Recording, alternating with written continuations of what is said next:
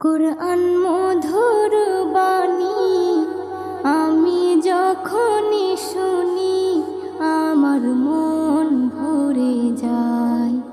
কুরআন মধুর বাণী আমি যখনই শুনি আমার মন ভরে যায়। শোনো মুমিন মুসলমান, পড়ে দেখো না কুরআন, কত শান্তি পাওয়া যায়। কুরআন